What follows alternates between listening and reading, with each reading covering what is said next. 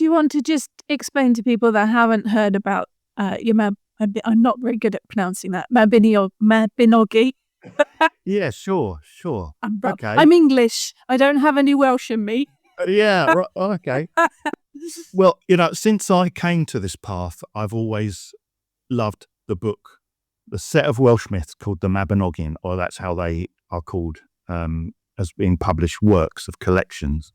And these are, and within the Mabinogian, or Mabinogian, are things called the 4 branches. And that really is the Mabinogi. Those 4 branches are the Mabinogi. All the rest of the tales are held within 2 books, the White Book of Rhydderch and the Red Book of Rhydderch, that were written down in the 1300s.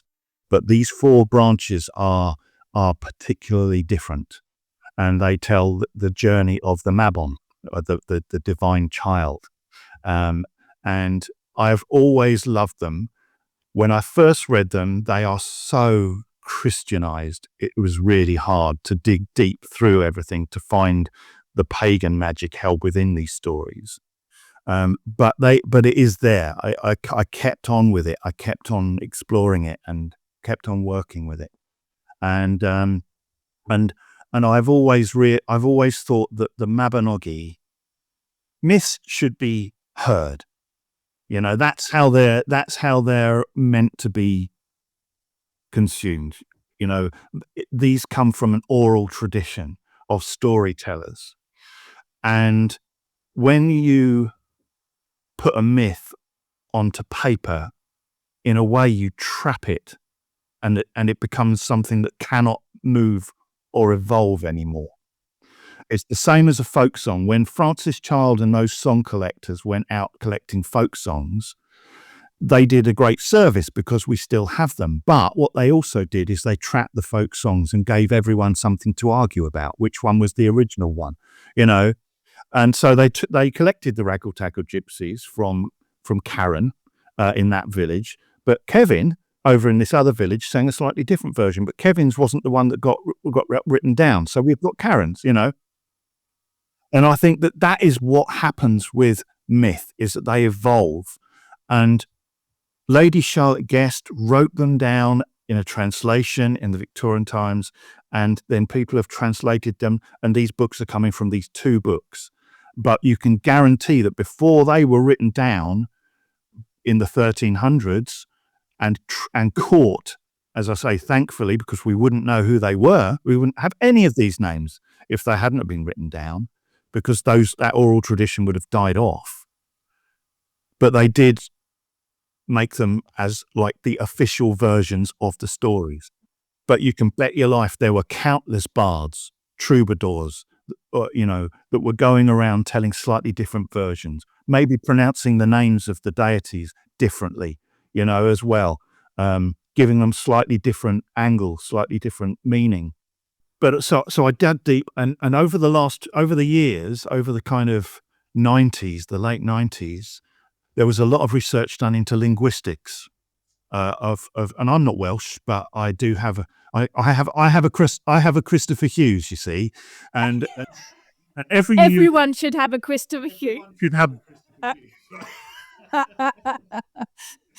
And so he would help. He really helped with understanding the kind of the language that was held within the Mabinogi and the subtleties within the words and the names, and of course none of this is held within the translations. For instance, Havgan in the first branch, his name means summer, right?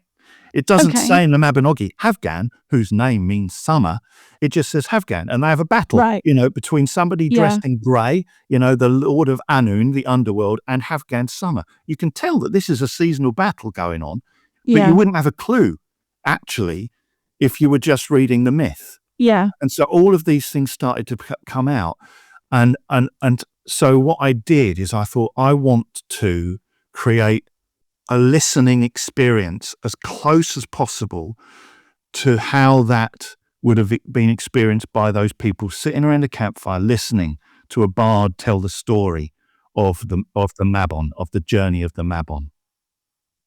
And because I did that, what I could also do was incorporate all of these new experiences and all of this new knowledge of the linguistics within this storytelling journey.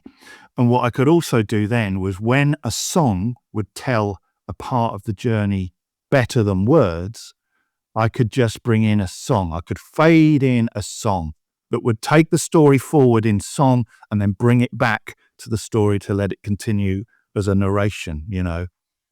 So when Pwyll as Arawn meets Habgan, I say Pwyll looked over and his eyes shone like the summer sun from beneath his, you know, his helmet there. So they're all of these things are incorporated, and so I've my path, like my magnum opus, has been to record to do the first, second, third, and fourth branch. I stopped at the third in 2020. That's the story of the Mabinogi, my friends. Yes. I can never say things quickly, can I? I'm sorry about that. But obviously, they're all available from your website. Yes, they are. They are. They're all available from website. They're on Spotify. They're on Apple Music. They're everywhere, you know. And so, but I did want to break after that third branch, and the pandemic gave me the opportunity to write quite different songs. To be honest with you, I think there's probably only one song on Raise the Flag of Green that refers to gods. And that, I think, is The Wolf in the Corn, I think. But every single song on there is pagan. But it is about living as a pagan now. You know, those songs are about living paganism. And some of them were very deep. A number of them are very deep. They were very personal. And Raise the Flag of Green, the first song, is a song for the spring equinox. I looked at my songs and I realized I hadn't written a song for the spring equinox or the autumn equinoxes. So Raise the Flag of Green is what the hedgerows do, you know, at the spring equinox.